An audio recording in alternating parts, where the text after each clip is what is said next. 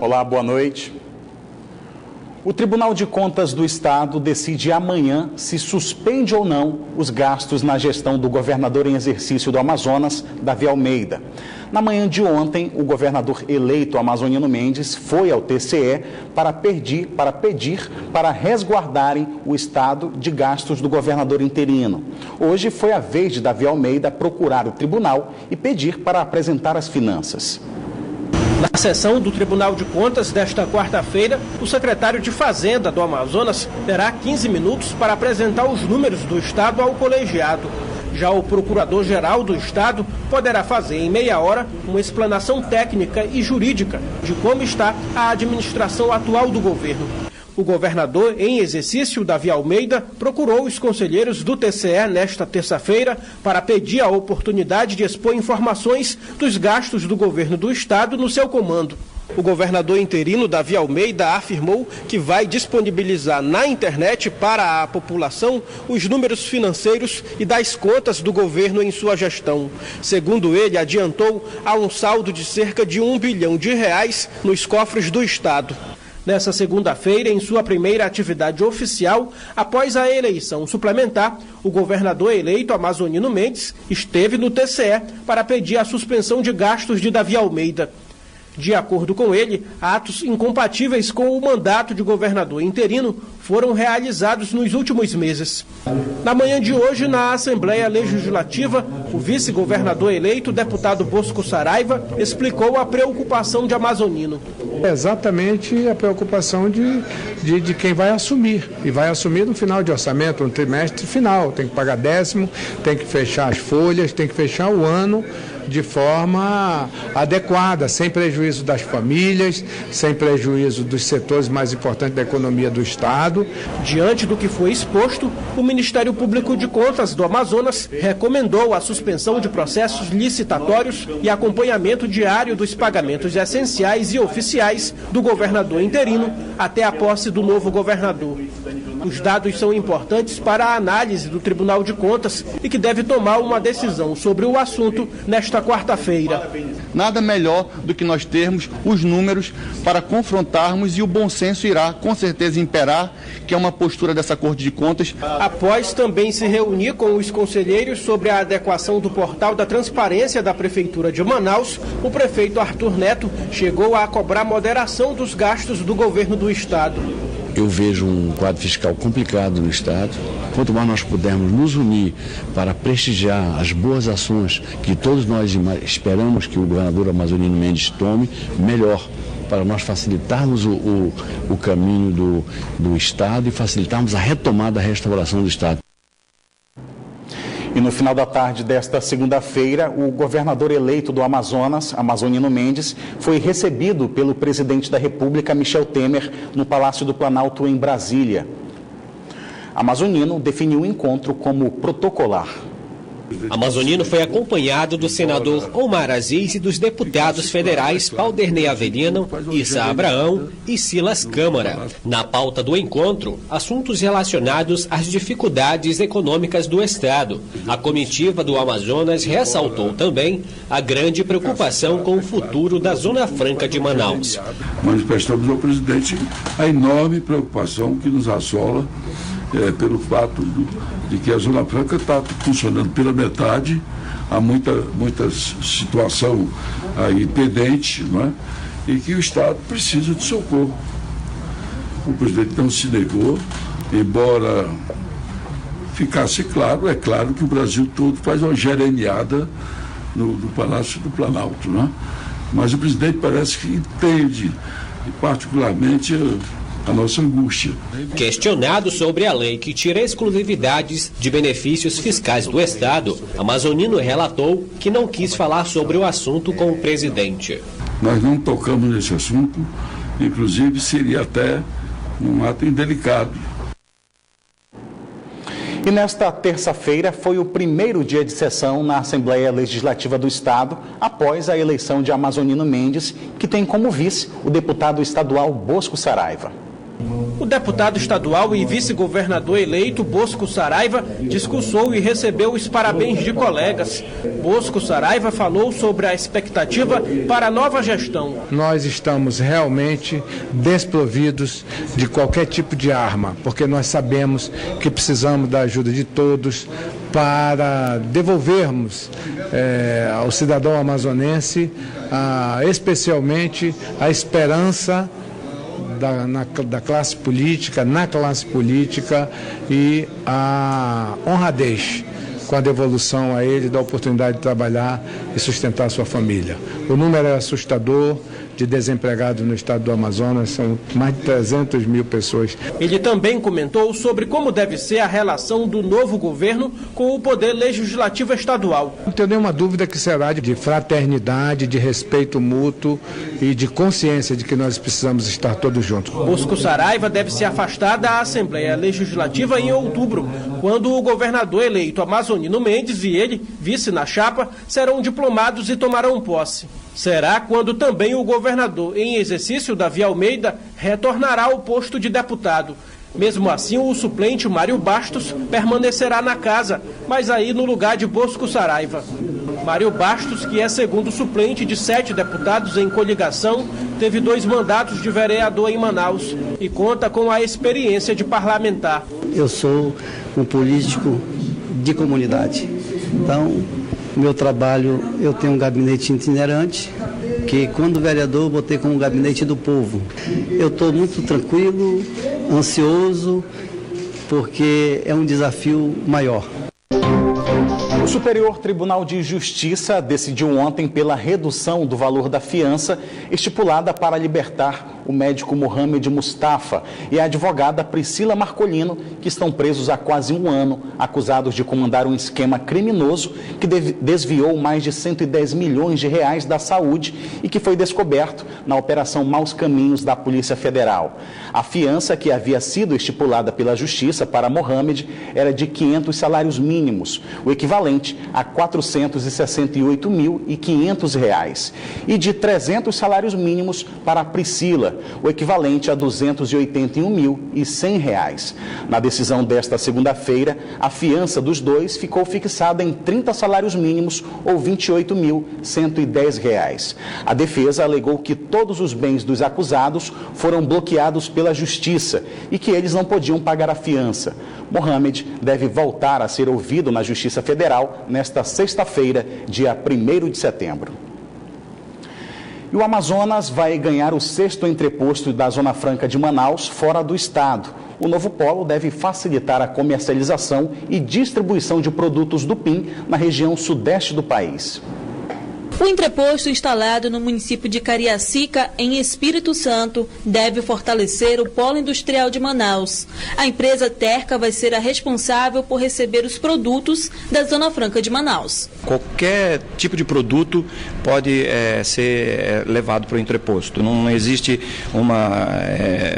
um tipo ou outro, não. Qualquer tipo de produto ele pode, desde que a indústria perceba que dentro da sua planilha isso é um bom negócio. Esse modelo instalado em Cariacica vai facilitar a distribuição de mercadorias para os estados do Sudeste, outras regiões do país e até mesmo exportação. Isso por causa da boa localização geográfica e por estar próximo dos principais mercadores consumidores. É a única cidade da região metropolitana de Vitória que se confronta com as demais, com as grandes cidades. E não tem como você chegar ao norte do Brasil ou ao sul do Brasil, partindo desses locais citados, sem passar pela cidade de Cariacica. Que a gente quer levar realmente essa oportunidade e dar oportunidade também para a indústria instalada aqui no polo da Suframa, em poder ter ganho de produtividade, e ao ter ganho de produtividade eles terão certamente aumento da produtividade e terão resultados positivos em função de ter agilidade na logística. São mais de 11 mil metros quadrados construídos para manter e armazenar produtos da Zona Franca, com menor custo logístico e tempo de entrega aos mercadores. Esse é o 6º entreposto instalado no Brasil, com o objetivo de facilitar a comercialização e distribuição de produtos da Zona Franca de Manaus. Para o estado amazonense, será um grande ganho, segundo o diretor adjunto da Federação das Indústrias do Estado do Amazonas. A possibilidade da gente poder avançar o estoque para perto do público consumidor, para as indústrias é excelente. A gente não só posterga o imposto, como a gente tem o produto mais próximo de quem vai utilizá-lo. O recebimento das cargas ao novo entreposto está previsto para outubro deste ano. Chegou a hora de conferir a previsão do tempo para esta quarta-feira em Manaus e em alguns municípios do interior. Em Manaus, a previsão é de tempo nublado com pancadas de chuva. As temperaturas variam entre 25 e 34 graus. Em Eirunepé, o tempo fica nublado com muitas nuvens. As temperaturas variam entre 25 e 33 graus. No município de Fonte Boa, a previsão é de tempo encoberto com chuva fraca, mínima de 25 e a máxima de 34 graus. E em Lábrea, a previsão é de muitas nuvens com possibilidade de chuva. As temperaturas variam entre 25 e 35 graus. O Ministério das Cidades, por meio do Departamento Nacional de Trânsito, realizou na manhã de hoje a primeira consulta pública das propostas de mudança nos procedimentos para a formação de condutores. O órgão vai passar por mais 5 estados. As propostas apresentadas na manhã de hoje são mudanças na realização de exames e expedição da carteira de habilitação para garantir mais segurança aos condutores de veículos automotores. Porque o objetivo é que a gente tenha, a partir dessa nova proposta, um condutor hábil, capaz de se comportar com segurança diante das situações de emergência e, principalmente, que ele tenha entendimento da sua responsabilidade como condutor. O objetivo principal é inibir o alto índice de acidentes de trânsito em todo o Brasil. É baixar a acidentalidade no trânsito brasileiro, porque hoje a sociedade brasileira paga por ano em torno de 50 bilhões de reais, que são dados do IPEA, decorrentes das despesas e dos prejuízos causados pelos acidentes de trânsito. Nós que trabalhamos com o trânsito, a nossa maior preocupação está em melhorar a qualificação do futuro condutor para que se possa futuramente reduzir o número de acidentes de trânsito. Manaus foi a primeira cidade a receber a consulta pública. O Departamento Nacional de Trânsito ainda deve passar por mais 5 estados. Após passarem por todos os estados, as propostas serão encaminhadas ao Conselho Nacional de Trânsito. Caso sejam aprovadas, a nova resolução terá 6 meses de adaptação para entrar em vigor. Mas diante das mudanças previstas, apresentadas pelo Denatran, tem gente que discorda com algumas ideias, como o uso do simulador, que pode prejudicar muitas pessoas que moram no interior do estado do Amazonas, pois o aparelho depende de um bom sinal de internet e em alguns municípios seria inviável. Podem ser substituídas, tirando do carro as aulas noturnas para que sejam feitas no simulador de direção veicular. Isso é bom, não é ruim. Temos um ganho.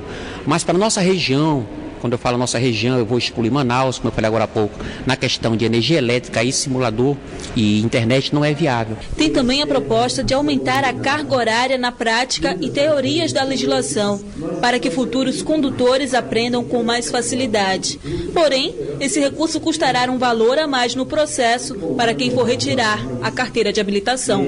O curso de legislação, que dura em média 45 horas, ele vai passar a ser 60 horas, e as aulas de direção, que seria hoje 25 horas aulas, sendo 5 no simulador e 20 no veículo, eles irão aumentar para 30 horas aula. Aumentando os cursos, irá aumentar o quê? A parte financeira. Essas e outras propostas estão disponíveis para quem quiser ver e também opinar no site denatran.gov.br. Andar no centro da cidade tem se tornado desafio para consumidores, principalmente na rua Marechal Deodoro. A prefeitura diz que já multou lojistas que insistem em expor produtos em plena via, mas ainda assim eles voltam a praticar a irregularidade e ainda concorrem o espaço com vendedores ambulantes. Se antes já era apertado dividir espaço com tanta gente, imagine agora com manequins e até comerciantes informais. Atrapalha demais, cara. Essa é a principal reclamação dos consumidores que vão às compras na rua Marechal Deodoro, entre a Quitino Bocaiúva e Teodoreto Souto. Muita gente se batendo no outro, sabe? E isso não é legal. Segundo os lojistas, é uma estratégia para atrair os clientes, mas eles não quiseram opinar sobre o assunto. O Instituto Municipal de Planejamento Urbano justifica que há 4 anos vem tentando amenizar esse percalço com os lojistas, mas o problema não acaba mesmo com as fiscalizações diárias em todo o centro comercial. A gente está o tempo todo tentando minimizar esse problema, mas infelizmente a insistência dos comerciantes com relação a isso é muito grande. Até esse mês foram realizadas 68 fiscalizações em toda a Marechal Deodoro. Mesmo assim, os lojistas infringem as normas e acabam sendo multados com 4 unidades fiscais do município, o equivalente a R$ 399. Normalmente nós fazemos a notificação desses comerciantes, eles são notificados e em seguida multados.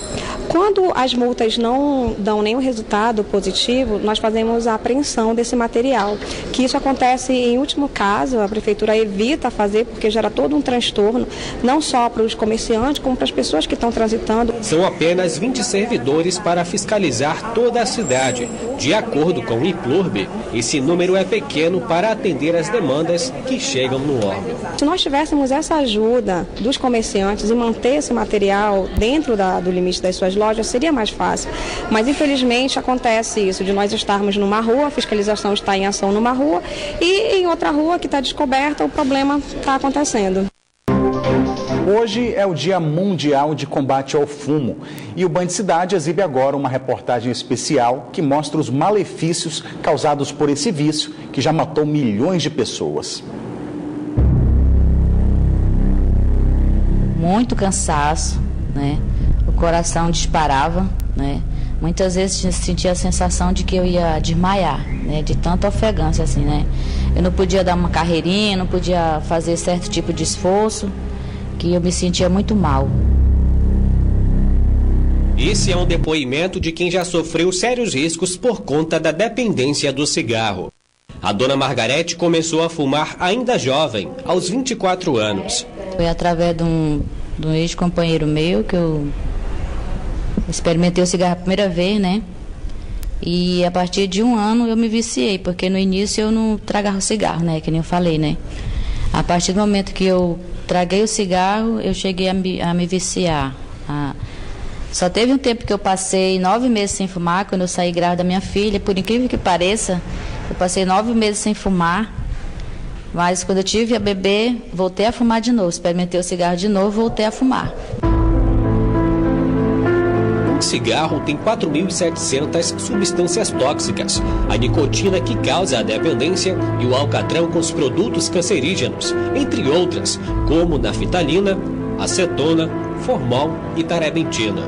O consumo excessivo do cigarro traz ainda outros prejuízos para a saúde. Após a ingestão da substância, a fumaça se propaga pelo organismo, mancha na boca e dentes, mau hálito, faringe, laringe e pulmões. Onde ocorre o contato maior, são os mais suscetíveis.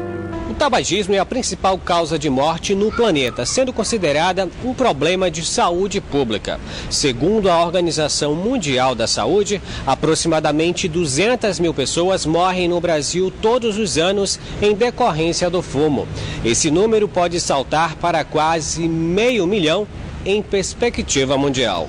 Com o passar dos anos, fumar acabou virando moda, principalmente entre os jovens. Com tanta saída, o mercado passou a fabricar esses produtos com diversidade de sabores, para atrair ainda mais os fumantes. Esses sabores hoje em dia estão sendo bem mais populares, bem mais procurados pela galera jovem, pelos jovens. Hoje em dia eles estão procurando mais isso, né? As mulheres também gostam bastante de consumir uma seda com sabor, melancia, mel, um sabor bem mais doce, né?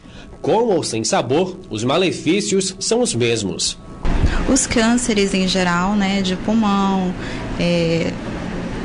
todos eles, de laringe, faringe, enfisema pulmonar, AVC, infarto agudo do miocárdio. E quem já foi dependente da nicotina, como a dona Margarete, que fumou quase 30 anos, sabe o quanto foi difícil. Gastava R$ 350 por mês com cigarro. Ela buscou ajuda no programa antitabagismo na UBS para largar o fumo. Fiz acompanhamento tudinho, graças a Deus. Eu tive a ajuda do... Eu só usei a primeira remessa de comprimido, porque tem adesivo, tem a goma de mascar e tem os comprimidos, né? Eu optei pelos comprimidos, eu fiz só a primeira remessa, que a primeira remessa é a que é mais difícil. Então, esses comprimidos, ele tem o mesmo gosto da nicotina do cigarro, né? E eu, para mim, achava aquilo assim, era como se eu estivesse mascando tabaco, né? Então, eu achei aquele insuportável, aquele gosto que deixa na boca da gente, né? Então, foi mais fácil eu enjoar também, né? Que eu enjoei. Esse trabalho é realizado desde 2009 nas unidades básicas de saúde. Existe todo um acompanhamento dos pacientes até a distribuição de medicamentos, adesivos e balas que auxiliam no tratamento. O tratamento é feito por 3 meses e o paciente é acompanhado por 1 ano. As sessões são 4 estruturadas, semanais, e mais 2 de manutenção. Então a gente faz o acompanhamento porque pode acontecer recaídas, né? É um trabalho constante, é um dia após o outro. Para mim foi muito importante, as minhas filhas também agradeceram, né? Poxa, mamãe, que bom que a senhora, porque fazia muito tempo que elas diziam, mamãe, para de fumar, mamãe, para, mas é difícil. Sozinha a gente não consegue.